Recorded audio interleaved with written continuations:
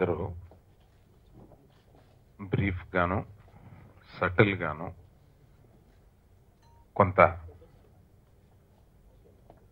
బాధ్యతతో కూడిన బరువుతోనూ చెప్పారు.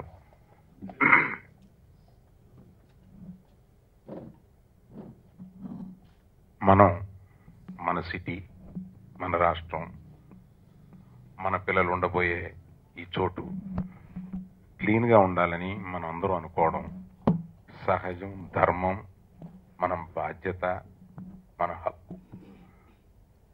ఇది క్లీన్గా ఉండాలి అని అనుకుంటే ఎక్కడో నాట్ 1% పీపుల్లో ఈ డ్రగ్ అడిక్షన్ అనేది ఎంటర్ అవుతుంది.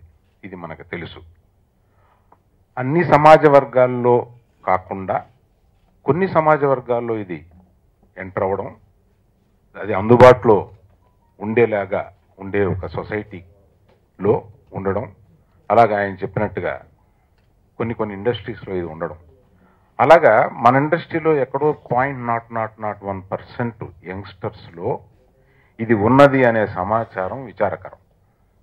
కానీ అది కూడా ఎరాడికేట్ చేయాల్సిన బాధ్యత మనం తీసుకోమని చెప్పి ప్రభుత్వం హింట్ చేస్తే మనం ముందుకొచ్చి అది తప్పనిసరిగా తీసుకోవాలి. ఏదో దీన్ని సెన్సిటివైజ్ చేసేసి వాళ్ళని అరెస్ట్ చేసి వీళ్ళని అరెస్ట్ చేసేసి హడావిడి చేసి ప్రభుత్వం అటువంటి స్టెప్స్ తీసుకోకుండా మనం చాలా అప్రిషియేట్ చేయాల్సిన విషయం ఏంటంటే ప్రభుత్వం దీన్ని చాలా సెన్సిటివ్గా చేస్తూ దీన్ని కిడ్ గ్లౌస్తో హ్యాండిల్ చేస్తూ ఈ విషయాన్ని ఎరాడికేట్ చేయాలి అని ఆఫీసర్స్ కానీ గవర్నమెంట్ కానీ చాలా సెన్సిబుల్గా చేస్తున్నారు. వారికి మా కృతజ్ఞతలు. ఇప్పుడు యంగ్స్టర్స్కి హెచ్చరిక ఏంటంటే, ఈ మీరు రెగ్యులర్గా చేస్తున్న ఒక 10 మంది లోపు మనుషుల్ని నేను ఉదాహరిస్తూ మాట్లాడుతున్నాను. ఈ 10 మంది పేర్లో 15 మంది పేర్లో నంబర్ నాకు కరెక్ట్గా తెలియదు కానీ చాలా తక్కువ నంబర్ అట. ఇది పూర్తిగా ప్రభుత్వం చేతిలో ఉంది, ట్రాక్ చేస్తున్నారు. మీరు ఎప్పటికైనా అది ఆపకపోతే బాధ్యత వహించాల్సి ఉంటుంది. దానివల్ల ఫిల్మ్ ఇండస్ట్రీకి, మీరు భోంచేసే ఇండస్ట్రీకి ఎంత బ్యాడ్ నేమ్ వస్తుందో మీరు ఆలోచించుకోండి. బ్యాడ్ నేమ్ వదిలేయండి.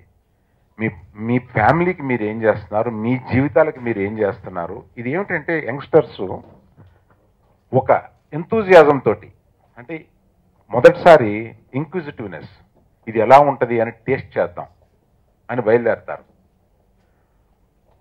పొరపాటున ఆ టేస్ట్ చేద్దామన్న ఒకసారే మీరు జీవితం నాశనం చేసుకునే రేంజ్కి ఒక దీంట్లో ఇరుక్కుపోవడం, ఒక ప్రయాణంలో జరిగిపోవడమో జరుగుద్ది.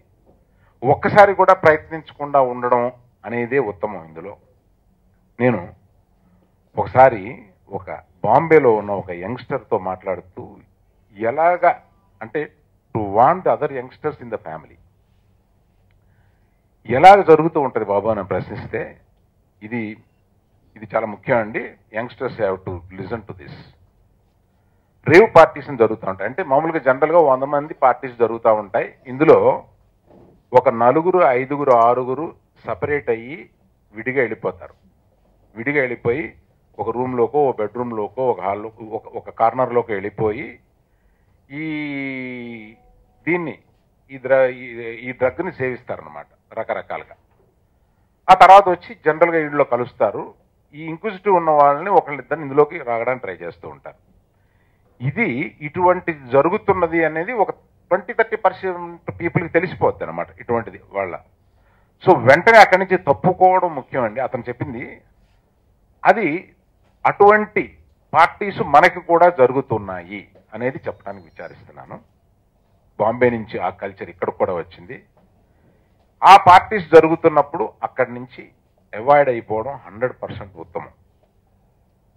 కాకపోతే ఇంకొక హెచ్చరిక ఏంటంటే యంగ్స్టర్స్కి, మీరు కళ్ళు మూసుకుని పాలు తాగుతున్నామో పర్వాలేదని అనుకుంటున్నా వ్యవహారం లాగానే ఉంటుంది. You are tracked in every way and government has got a clear list of who is involved. మీరు అనుకుంటున్నారేమో నేను ఇలా వాడితో చెప్పి ఈ ఫోన్లో నుంచి అలా చేసి ఇలా చేసి. No, you are just in the list. Spare చేస్తున్నారు. మీ జీవితాలు నాశనం అయిపోతాయి.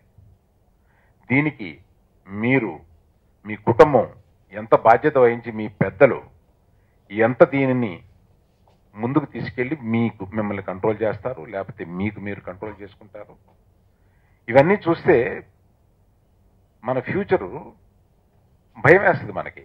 బట్ మనం ఉండే ఈ సిటీ, మనం ఉండే ఈ స్టేట్, మన పిల్లలు ఉండే ఇది మనం క్లీన్గా ఉంచాలి. దానికి మీడియా ఎప్పుడు తోడ్పడుతూ ఉంటుంది.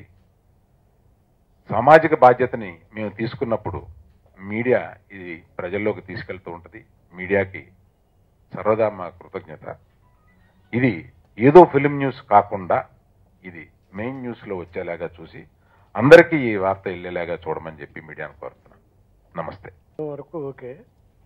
మామూలుగా ఈ డ్రగ్స్ ఎఫెక్ట్ ఇటీవల మేము సినిమాలో చూపించాం, కానీ సినిమాకి పరిమితం కాదు. ఈ డ్రగ్స్ వల్ల ఒలింపిక్స్లో అక్కడ కూడా మీరు చూస్తూ ఉంటారు, చాలా చోట్ల డ్రగ్ తిన్నాడికి మెడల్ కొట్టే ఛాన్స్ ఉన్నా పోగొట్టుకుంటాడు చివరిలో. అంటే ఈ జాడ్యం, ఈ రోగం ఇక్కడితో పోదు, అది ఎక్కడో ఆయన పీడిస్తూ చివరిదా తీసుకెళ్ళి భవిష్యత్తుని నాశనం చేస్తుంది.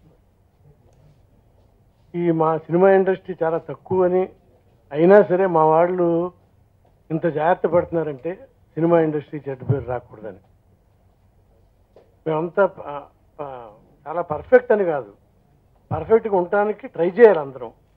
పెద్దలు ఇప్పుడు అరవింద్ గారు కానీ, సురేష్ బాబు గారు కానీ, మా శివాజీ రాజా, మా సెక్రటరీ నరేష్, మా సెక్రటరీ, మా ప్రెసిడెంట్ శివాజీ రాజా, వీళ్ళందరికీ ఏంటంటే ఇది మనం ఇంత పెద్దల ద్వారా చెప్పిద్దాం. చెబితే పిల్లలకి, వాళ్ళకి మనం అనుకుంటాం మన ఇంటి వాళ్ళంతా బాగానే ఉన్నారు కదా, పక్కింటి వాడు చెడిపోతే మనకేంటని. కాదు, మేము ఒక సినిమాలో డైలాగ్ గుర్తు చేస్తాం మీకు.